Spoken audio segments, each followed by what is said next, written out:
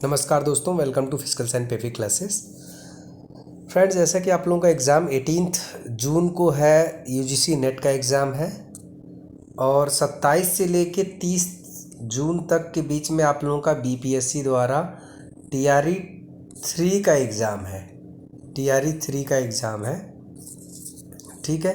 उसके point of view से मैं आप लोगों को एक यूनिट है, unit number 1, management of sports events. देखिए, अभी आरपीएससी द्वारा जो असिस्टेंट प्रोफेसर का एग्ज़ाम हुआ था, मैक्सिमम क्वेश्चन यानी कि 30 question out of 150 were asked from the management of sporting events. उसमें बहुत सारे साइंटिफिक थियरी पूछा गया था, डिफिनीशंस पूछा गया था और कैसे इवेंट्स ऑर्गेनाइज करते हैं उसके क्रम के बारे में पूछा गया था। बहुत सारे क्वेश्चन थे, उसको भी मैं करा दूंगा आप लोगों को।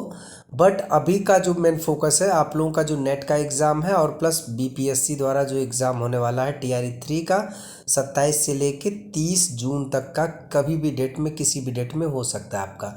तो यहाँ पर मैं आप लोगों को अभी थियरी पढ़ाऊँगा और साथ ही साथ थियरी के साथ साथ मैं कुछ एमसीक्यू, इम्पॉर्टेंट एमसीक्यू लेकर आया हुआ हूँ जो कि बहुत ही इम्पॉर्टेंट है, ठीक है। इसको भी मैं आप लोगों को पूरा करा दूँगा सो दैट आप लोगों का प्रिपरेशन कैसा है, इससे आप लोग ईजिली आकलन अपने आप को कर सकते हो, इवेलुएट कर सकते हो, ठीक है। तो अभी मैं चलता हूँ, मैनेजमेंट ऑफ स्पोर्टिंग इवेंट्स के कुछ चीज़ें कवर करूँगा, जैसा कि functions of sports events management. इसमें प्लानिंग होगा, ऑर्गेनाइजिंग होगा, स्टाफिंग होगा, डायरेक्टिंग एंड कंट्रोलिंग होगा। देखिए फ्रेंड्स, ये जो कंटेंट है ये इंग्लिश में ज़रूर है, बट मैं आप लोगों को फुल्ली हिंदी में समझाऊंगा और क्वेश्चन भी आपको हिंदी में समझाऊंगा सो दैट आप लोग अपने अपने परफॉर्मेंस इवेलुएट कर पाएंगे कि आउट ऑफ क्वेश्चंस में कितने आप लोगों के सही हैं, वो कमेंट्स में ज़रूर बताइएगा। तो क्विकली चलते हैं, फटाफट चलते हैं। हालांकि मैंने इसका क्लास ऑलरेडी ले रखा है जब मैं टीआरई 2 करा रहा था आप लोगों का प्रिपरेशन, तभी। देखिए फ्रेंड्स, यहाँ पर functions of the sports events management है। जो पहला जो फंक्शंस होता है किसी भी इवेंट्स का, उसमें प्लानिंग होती है। प्लानिंग मतलब योजना होता है। ऑर्गेनाइजिंग दूसरा होता है, फिर उसके बाद कंट्रोलिंग करते हैं, फिर स्टाफिंग करते हैं, देन डायरेक्टिंग करते हैं।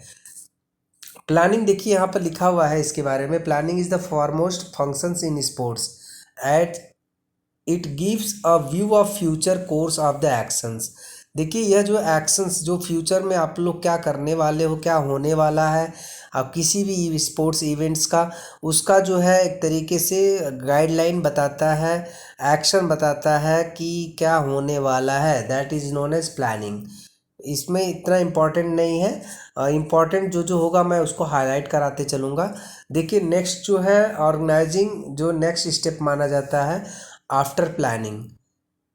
It's a process of execution of the plan. जो भी प्लान आप बनाते हो उसको कैसे एग्जीक्यूट किया जाए, उसको कैसे क्रियान्वित किया जाए, उस प्रोसेस को बोलते हैं ऑर्गेनाइजिंग बोलते हैं। स्टाफिंग में क्या होता है, देखिए स्टाफिंग में क्या होता है कि इसमें क्या होता है कि जितने भी रिक्रूटमेंट होते हैं स्टाफ्स के, जो भी ऑर्गेनाइजेशन होती है, जो भी संगठन होता है, उनकी जो ज़रूरत होती है उसमें क्या, किसकी ज़रूरत, मतलब किस स्टाफ की ज़रूरत होगी, किस काम के लिए किसकी ज़रूरत होगी, और उस रिक्रूटिंग के लिए स्टाफिंग जो होता है एक प्रोसेस है, फंक्शंस है, जिसको बोलते हैं स्टाफिंग बोलते हैं। कभी कभी क्वेश्चन से यहाँ पे जो टीआरई 2 में पूछा गया था कि recruitment of staff as per organisation needs, जो रिक्रूटमेंट किया जाता है स्टाफ का एज पर जो संगठन की जो ज़रूरत होती है उसे क्या कहते हैं, तो स्टाफिंग कहते हैं। ये क्वेश्चन पूछा गया था टीआरई 2 में। देखिए डायरेक्टिंग ज़्यादा इंपॉर्टेंट नहीं है। डायरेक्टिंग में क्या करते हैं कि मेनली क्या करते हैं, गाइडिंग करते हैं। गाइडिंग मतलब एक तरीके से हेल्प करते हैं, गाइड, दिशा निर्देश बनाते हैं, इंस्पायर करते हैं, उनको मोटिवेट करते हैं और इंस्ट्रक्शन देते हैं कि आप लोगों को जो भी आप लोगों का जो ऑर्गेनाइजेशन का जो गोल है उसको अच्छी तरीके से भली भांति उसको एकम्प्लिश करना है, कंप्लीट करना है। तो यह किसका फंक्शन है, डायरेक्टिंग का। कंट्रोलिंग क्या होता है, कंट्रोलिंग में क्या होता है कि जो भी हाई हेयरार्की होती है, मान लीजिए यहाँ पर एचओडी होंगे, एचओडी के नीचे सीनियर लेक्चरर होंगे, फिर उसके बाद टीजीटी होगा टीचर, फिर उसके बाद पीआरटी होगा। तो इनको क्या है, इनको कंट्रोल करने का एक तरीके से चेन लगा होता है, अपने नीचे वाले को कंट्रोल करना है और उनकी जो भी फंक्शंस है उनको सुपरवाइज करना है, मॉनिटर करना है। तो इसको क्या बोलेंगे, कंट्रोलिंग कहेंगे। ठीक है, नेक्स्ट चलते हैं। देखिए क्वेश्चन कुछ है इसमें, इंपॉर्टेंट क्वेश्चन है, कभी कभी जो एग्ज़ाम में यही क्वेश्चन उठा के पूछ दिए जाते हैं। थोड़ा भी जो पेपर सेटर होते हैं थोड़ा भी दिमाग नहीं लगाते, थोड़ा भी मेहनत नहीं करना चाहते, सेम क्वेश्चन उठाकर पूछ लिया था। The basic functions of management is planning. यहाँ पर देखिए रिक्रूटमेंट प्रोसेस, अभी मैंने आप लोगों को बताया था कि स्टाफिंग का मेनली जो होता है रिक्रूटमेंट प्रोसेस करता है, यही सेम क्वेश्चन आया हुआ था। देखिए फॉर्मेशन ऑफ कमिटीज़ बहुत इंपॉर्टेंट है, इसमें इंट्रामुरल और एक्स्ट्रामुरल का होता है, उसमें हायरार्की पूछते हैं, hierarchy of organising committee. Intramural में क्या याद करना है, कभी कभी क्वेश्चन पूछ सकता है कि इंट्रामुरल जो इवेंट होता है जो कि चार दीवारी के अंदर बोलते हैं, इंट्रामुरल मतलब होता है चार दीवारी के अंदर, within the campus, within the schools, जो भी गेम जो भी इवेंट ऑर्गेनाइज होते हैं that is known as intramural events. इसमें क्या क्वेश्चन कैसे पूछेगा मैं बता दूं आपको कि चेयर पर्सन पूछ देगा कि इंट्रामुरल इवेंट में चेयर पर्सन कौन होता है।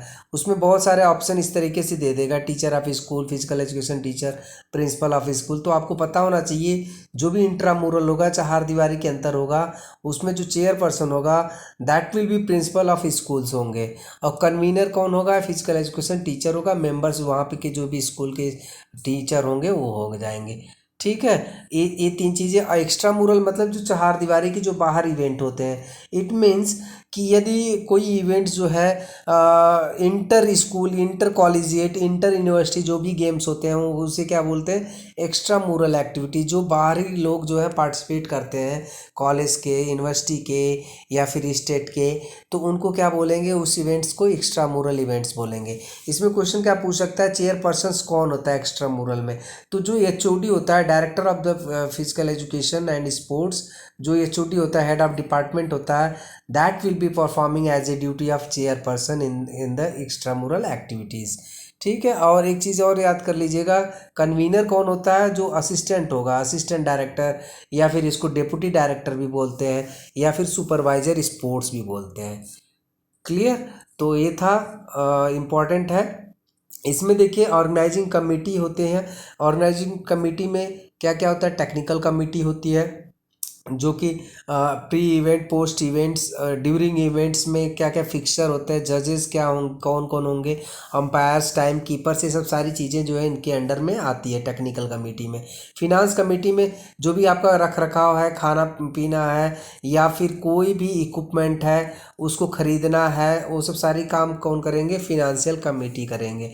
मार्केटिंग इवेंट्स क्या करते हैं, मार्केटिंग इवेंट्स जो होंगे वो क्या करेंगे कि जो भी इवेंट्स में जो भी ज़रूरत इक्विपमेंट है उसको खरीदना है, किससे पैसा लेंगे, फिनांस कमेटी से लेंगे, और उसको जो है खरीद कर उस इवेंट्स में सहभागिता निर्धारित करेंगे।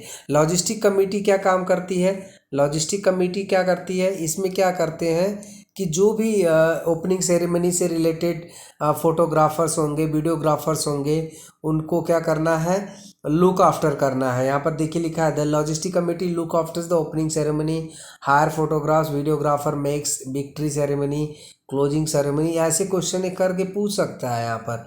तो ये किसका काम है फ्रेंड्स, लॉजिस्टिक कमेटी का है। इनका और क्या काम होता है, जैसे कि ट्रांसपोर्टेशन देखना, होर्डिंग्स एंड लॉजिंग रिफ्रेशमेंट्स के बारे में देखना, डेकोरेशंस यानी कि सेरेमनीज़ के बारे में देखना, ये सब सारी इवेंट्स की ये जो है ओपनिंग, क्लोजिंग, ये सब सारी चीज़ें ये करते हैं।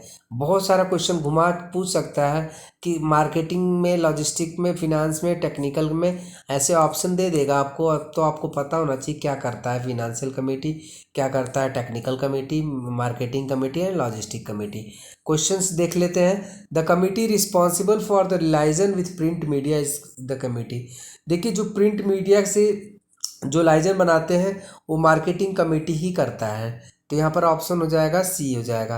Purchase of sports equipments, is a work of the किस कमेटी। देखिए परचेज मैंने बोला था ना कि परचेज कौन करता है, फिनांस कमेटी करता है परचेजिंग। और लॉजिस्टिक मार्केटिंग का क्या काम होता है, मार्केटिंग का मैंने बताया कि लाइजन करता है किसके साथ, प्रिंट मीडिया के साथ जो है लाइजनिंग करता है। तो यहाँ पर हो गया। देखिए यहाँ पर क्या लिखा है, publication of rules and regulation should be done pre event. जो भी चीज़ें रूल्स रेगुलेशन होंगे, जो खेल के नियम होंगे, उसको क्या करना है, आपको खेल के पहले यानी इवेंट के पहले ही बता देना है, पब्लिश कर देना है कि ये नियम है। खेल के दौरान नियम चेंज नहीं होते हैं, तो इसलिए प्री इवेंट ही क्या होगा, रूल्स एंड रेगुलेशन जो है बनाया जाता है। अब चलते हैं फिक्सर एंड इट्स इम्पॉर्टेंट। देखिए टूर्नामेंट क्या होता है फ्रेंड्स, जो गेम्स होते हैं, series of games matches played among players teams determine the winner. तो टूर्नामेंट का ये मतलब हुआ। टूर्नामेंट मतलब क्या होता है, बहुत मतलब एक सीरीज होता है, एक श्रृंखला होती है मैचेस का, जिसमें एक विनर को डिक्लेयर किया जाता है कि इस टूर्नामेंट के ये विनर है। That is the main function of tournament. ठीक है। तो और इसमें 3 प्रकार के टूर्नामेंट होते हैं। कौन कौन सा इसमें दिया हुआ है, नॉकआउट टूर्नामेंट दिया हुआ है, और लीग टूर्नामेंट दिया हुआ है, और कॉम्बिनेशन टूर्नामेंट। 3 टूर्नामेंट आपकी बुक में दिया हुआ है, बस आपको यही पढ़ना है। देखिए जो नॉकआउट टूर्नामेंट होता है, नॉकआउट टूर्नामेंट देखिए यहाँ पर दिया हुआ है, टूर्नामेंट में 3 दिया हुआ है। नॉकआउट लीग, लीग को राउंड राउंड रॉबिन भी बोलते हैं। ठीक है। और कॉम्बिनेशन टूर्नामेंट, कॉम्बिनेशन में लीग कम नॉकआउट, नॉकआउट कम लीग, या फिर नॉकआउट लीग कम नॉकआउट, ऐसे करके होते हैं। अब इसमें क्या याद करना है, देखिए 3 चीज़ें आपको याद करना है। फिक्सर क्या होता है, बाई क्या होती है, सीडिंग क्या होती है। फिक्सर क्या होता है, देखिए जो इवेंट होते हैं, वो आपके स्पोर्ट्स इवेंट होते हैं, उसके डेट वोट के बारे में दिया जाता है, और इवेंट्स किस किस टीम के साथ किसका मैच होगा, दैट इज़ कॉल्ड फिक्सर। ठीक है, इसको फिक्सर कहते हैं। बाई क्या होता है, देखिए बाई जो होता है, ये means the team is not required to participate in the primary round due to the allotment of draws. देखिए इसका क्या मतलब होता है कि जो बाई दिया जाता है, कि जो प्राइमरी राउंड होता है, पहला राउंड होता है, उसमें इसलिए बाई दिया जाता है कि जो ड्रा निकाले जाते हैं, उसमें से जो टीम होगी उसको पार्टिसिपेट करने की कोई ज़रूरत नहीं होती है, उसे ही बाई कहते हैं। सीडिंग देख लीजिए, सीडिंग बहुत इंपॉर्टेंट है। बहुत सारे ऐसे, अगर सीडिंग ना किया जाए तो जो टूर्नामेंट होगा, मान लीजिए नॉकआउट टूर्नामेंट हुआ, आपस में 2 अच्छी टीमें होंगी जो पिछली बार की विनर होंगी या फिर रनर्स अप होंगी, आपस में अगर फाइट कर लेती हैं, आपस में अगर मैचेस खेल लेती हैं, तो उसमें से अच्छी टीम जो होगी एलिमिनेट हो जाएगी। इसलिए सीडिंग एक ऐसी व्यवस्था की जाती है कि जो अच्छी टीमें हैं उनको एलिमिनेशन से रोका जा सके, that is known as seeding. ठीक है। और इसमें देखिए नॉकआउट फिक्सर्स के बारे में दिया हुआ है, पिछले क्लास में मैंने आप लोगों को बता दिया था। इसमें जो स्टेप 1 होता है, स्टेप 1 में क्या करते हैं, यदि नंबर ऑफ टीम जो है 2 है, 4 है, 8 है, 16 है, 32 है, तो इसमें मल्टीपल ऑफ 2 करते हैं। देखिए जैसे मान लीजिए आप लोगों का यहाँ पर दिया हुआ है, to determine the total number of matches to be played in the tournament. देखिए अगर मान लीजिए पूछ रहा है कि यदि टोटल टीम जो है 12 है, नॉकआउट टूर्नामेंट खेला जा रहा है, तो पूछ सकता है कि कितने नंबर ऑफ मैचेज होंगे। तो इसका फार्मूला है n-1। तो यानी 12 टीमें हैं, तो 12 - 1 बराबर 11। देखिए अभी क्या है कि जो चल रहा है, वर्ल्ड कप 2020 चल रहा है। ठीक है, वर्ल्ड कप 2020 चल रहा है। चार जो है इसमें बने हुए हैं, पूल बने हुए हैं, 4 पूल बने हुए हैं, एक एक पूल में 4 4 टीमें हैं। ठीक है, और 4 टीमें हैं, तो इसमें पूछा जा सकता है कि एक पूल में अगर 4 टीमें हैं, तो अगर नॉकआउट टूर्नामेंट खेला जा रहा है तो टोटल नंबर ऑफ मैचेस कितने होंगे, तो n-1 करेंगे, यानी कि जो 4 - 1 होगा, 3 मैचेस जो होंगे टोटल मैचेस होंगे। ठीक है।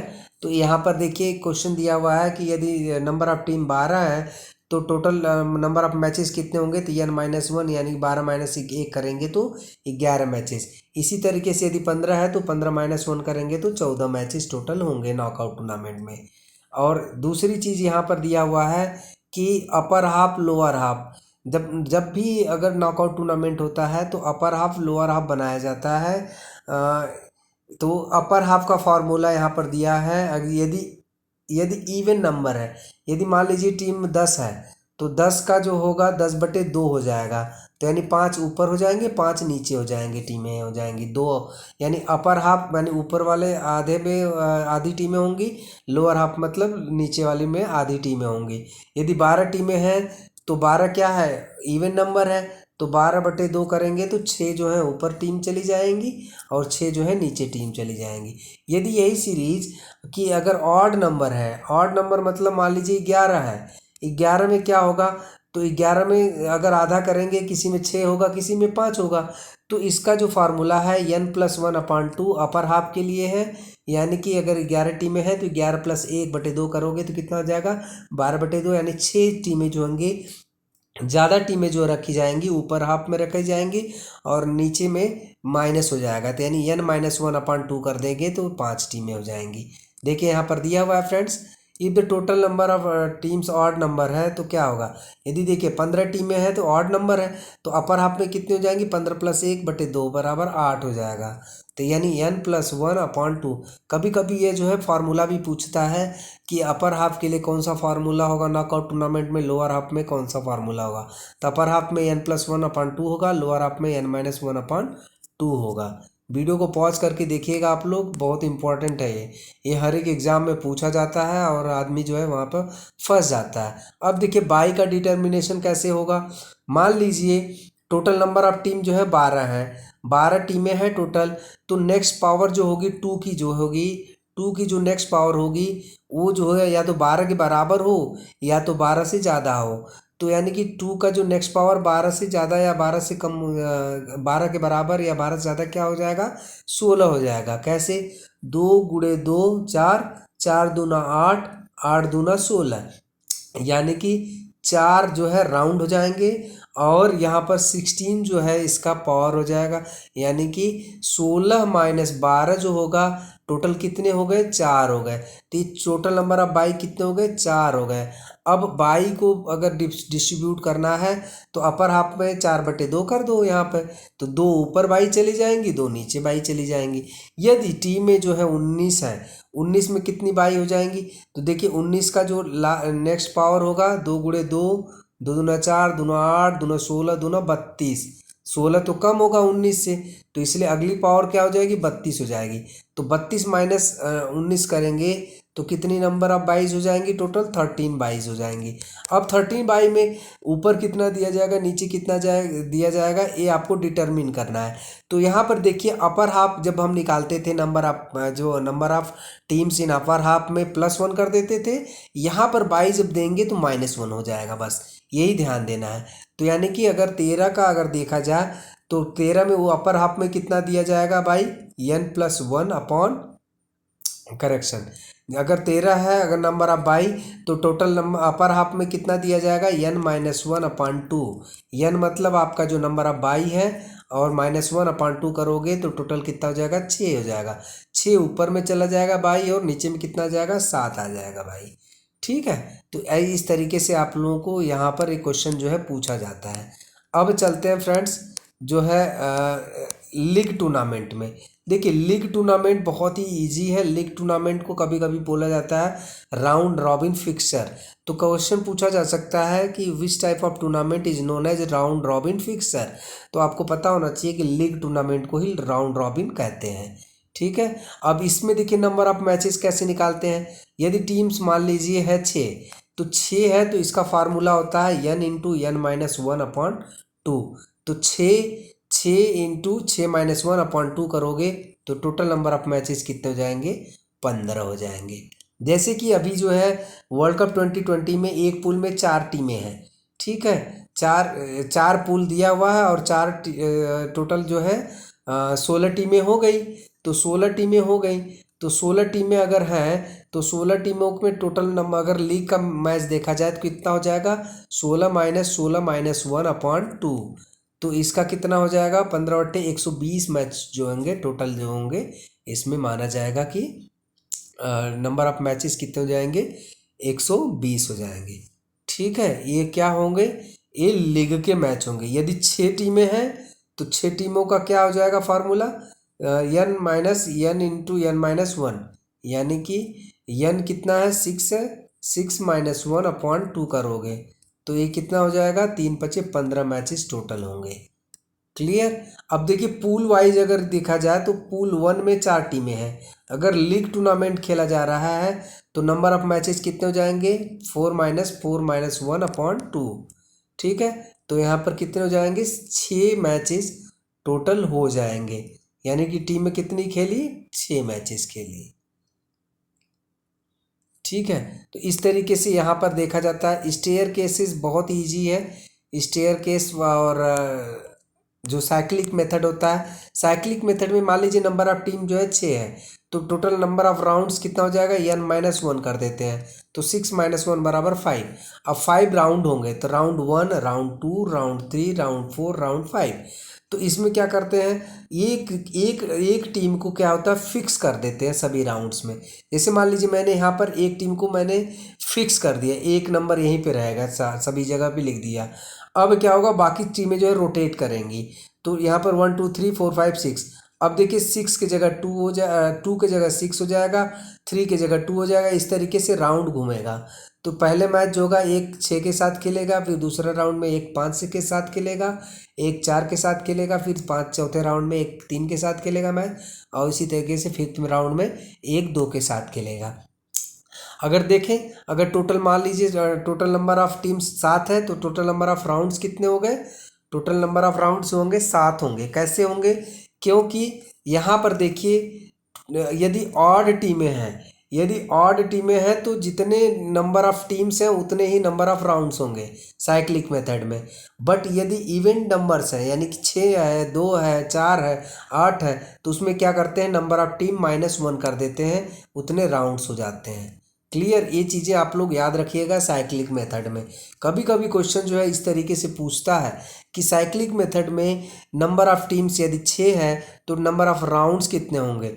यदि मान लीजिए साइक्लिक मेथड में नंबर ऑफ टीम्स जो है 9 है, 9 नंबर ऑफ टीम है, तो टोटल नंबर ऑफ राउंड कितने होंगे इन साइक्लिक मेथड, तो n-1 कर देंगे। सॉरी, यदि ये ऑड है तो ऑड में जितने भी टीमें होंगी, जितने नंबर होंगे उतने राउंड हो जाएंगे, तो 9 राउंड हो जाएंगे।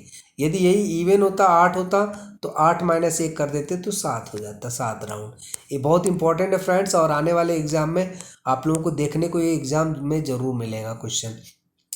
देखिए, अब एक फिक्सर जो होता है वो कॉम्बिनेशन टूर्नामेंट्स होता है। कॉम्बिनेशन मतलब होता है कि लीग कम नॉकआउट।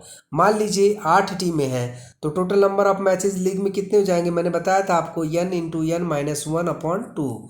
तो यानी कि यहाँ पर 8 × 8 - 1 करेंगे तो टोटल नंबर ऑफ मैचेस कितने हो गए लिख के, 28 मैचेज हो गए।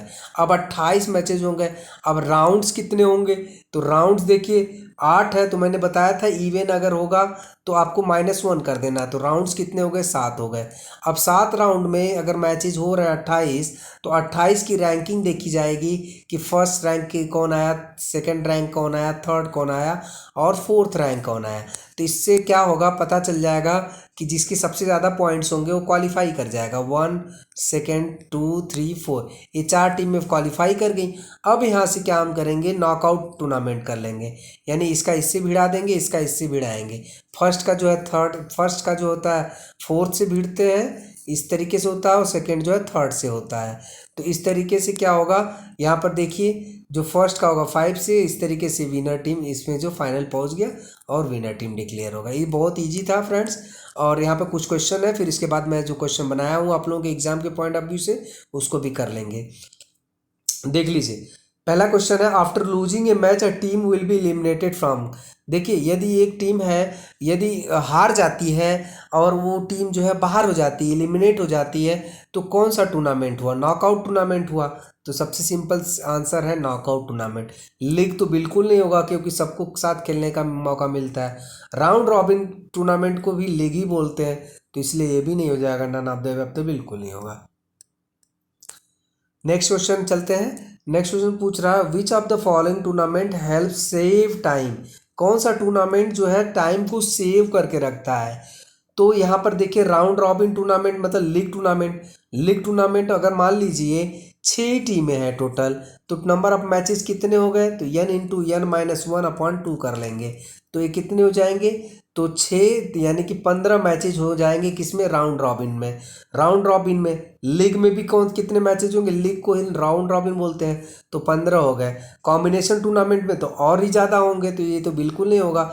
नॉकआउट टूर्नामेंट में कितने मैचेज होंगे, तो जितने टीमें हैं 6 टीमें हैं तो 6 - 1 कर लेंगे, तो 6 - 1 करेंगे तो कितना हो जाएगा, 5 मैच होंगे। तो यानी सबसे कम कौन टीम मैच खेल रही है किस टूर्नामेंट में, नॉकआउट में खेल रही है। तो टाइम्स किस में सेव हुआ, तो नॉकआउट में। तो यहाँ पर आंसर हो जाएगा नॉकआउट टूर्नामेंट। ठीक है, तो ये पहला चैप्टर था फ्रेंड्स, ये ख़त्म हो गया आप लोगों का। ठीक है, और कैसा लगा वीडियो आप लोग ज़रूर बताइएगा।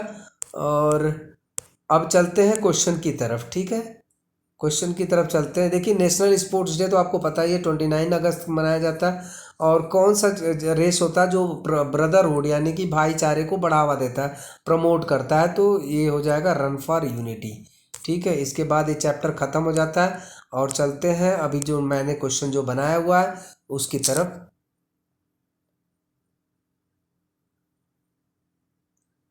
आप लोग अपने अपने स्कोर्स बताइएगा, कितने आप लोगों ने स्कोर किया है इसमें, और कैसा लगा ये वीडियो ज़रूर बताइएगा।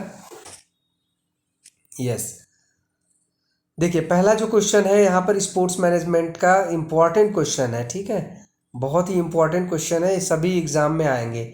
देखिए, पूछ रहा है कि is a function of guiding, inspiring, instructing people to accomplish organisation goal. देखिए, कौन सा एक ऐसा फंक्शन है जो कि लोगों को गाइड करता है, निर्देश देता है, इंस्पायर करता है, हेल्प करता है, इंस्ट्रक्ट करता है, किस लिए, टू अकॉम्प्लिश, कंप्लीट करने के लिए, ख़त्म करने के लिए, ऑर्गेनाइजेशन गोल को अचीव करने के लिए।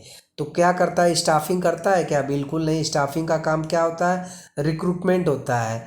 ठीक है, और ऑर्गेनाइजिंग मतलब ऑर्गेनाइज करना होता है। डायरेक्टिंग जो होगा इसका जो है मेन आंसर होगा। कोई भी चीज़ होगी, अगर कोई भी ऑर्गेनाइजेशन गोल होगा उसको कंप्लीट करने के लिए, अचीव करने के लिए लोगों को इंस्पायर करना, लोगों को इंस्ट्रक्ट करना, लोगों को गाइड करना, हेल्प करना, ये किसका काम है, डायरेक्टिंग का है। तो answer number C will be correct answer. Next question है, who will perform as convener job in extra mural events. देखिए, मैंने बताया था आपको कि जो एक्स्ट्रा मुरल इवेंट होता है एक इंट्रा मुरल इवेंट होता है। इंट्रा मुरल मतलब विद इन द वॉल, यानी चार दीवारी के अंदर। उसमें क्या होता है, एक चेयरपर्सन होता है, फिर कन्वीनर होता है, देन मेंबर्स होते हैं। चेयरपर्सन, कन्वीनर, देन मेंबर्स, ये तीन जो होता है हायरार्की होती है। यदि इंट्रामुरल में देखा जाए तो चेयरपर्सन कौन होगा, जो स्कूल का प्रिंसिपल होगा वो चेयरपर्सन होगा। कन्वीनर कौन होगा, जो फिजिकल एजुकेशन जो टीचर होगा, सीनियर होगा, वो जो है कन्वीनर होगा। मेंबर्स जो होंगे उसके स्कूल के टीचर हो जाएंगे। ये हो गया आपका इंट्रामुरल का। अगर बात कर लें एक्स्ट्रा मुरल में, एक्स्ट्रा मुरल में जो चेयरपर्सन होगा वो HOD ऑफ फिजिकल एजुकेशन होगा, हेड ऑफ डिपार्टमेंट होगा। कन्वीनर कौन होगा, असिस्टेंट डायरेक्टर या फिर डिप्टी डायरेक्टर भी बोलते हैं कहीं कहीं, या फिर सुपरवाइजर भी बोलते हैं। तो ये कन्वीनर है। मेंबर जो होंगे उस कॉलेज के जो टीचर्स होंगे वो मेंबर्स हो जाएंगे। तो इसमें क्वेश्चन पूछ रहा है एक्स्ट्रा मुरल में कन्वीनर कौन होगा, तो असिस्टेंट डायरेक्टर होगा। तो answer number C will be correct answer. ये बहुत क्वेश्चन ये लोग जो है फंस जाएंगे। मैं आप लोग बताइएगा किसका किसका कितना सही है। देखिए, नेक्स्ट क्वेश्चन पूछ रहा है, it's a process in which reduce the chances of elimination of good team. देखिए, कौन सा ऐसा प्रोसेस है कि जिसमें ये बनाया जाता है कि जो अच्छी टीमें हैं वो एलिमिनेशन न हो पाए, कोई चांस न रहे कि वो पहले राउंड में एलिमिनेट हो जाए। तो उस प्रोसेस को क्या बोलते हैं, नॉकआउट बोलते हैं, लीग बोलते हैं, बाई बोलते हैं, या सीडिंग बोलते हैं। इसको बोलते हैं सीडिंग बोलते हैं। अभी जस्ट मैंने इसको क्वेश्चन को कराया हुआ था। ठीक है, तो ये जाएगा सीडिंग। देखिए, अब यहाँ से क्वेश्चन इंपॉर्टेंट है। यदि टोटल नंबर ऑफ टीम जो है 15 है, नॉकआउट टीम नॉकआउट फिक्चर में खेल रहे हैं, तो how many matches including third position match play, यानी कि अगर नॉकआउट टूर्नामेंट है तो कितने मैचेज होंगे इंक्लूडिंग थर्ड पोजीशन मैच, यानी थर्ड पोजीशन मैच के साथ साथ कितने टोटल नंबर ऑफ मैचेज होंगे।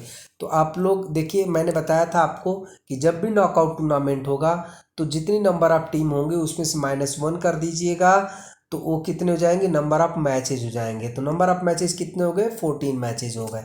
अब थर्ड पोजीशन के लिए भी मैच खेल रहा है तो एक मैच और जोड़ लीजिए, तो यानी टोटल नंबर ऑफ मैचेज कितने हो गए, 15 हो गए। तो यानी सी ऑप्शन जो है सही हो जाएगा इसका आंसर। अब देखिए क्वेश्चन पूछ रहा है, इंपॉर्टेंट क्वेश्चन है, बहुत इंपॉर्टेंट है। Formula of teams in upper half knockout. तो देखिए friends, upper half knockout tournaments में जो होता है, नॉकआउट टूर्नामेंट में अपर हाफ का जो फार्मूला होता है क्या होता है, n-1/2 या n/2 या n+1/2 मोर देन 2 नन।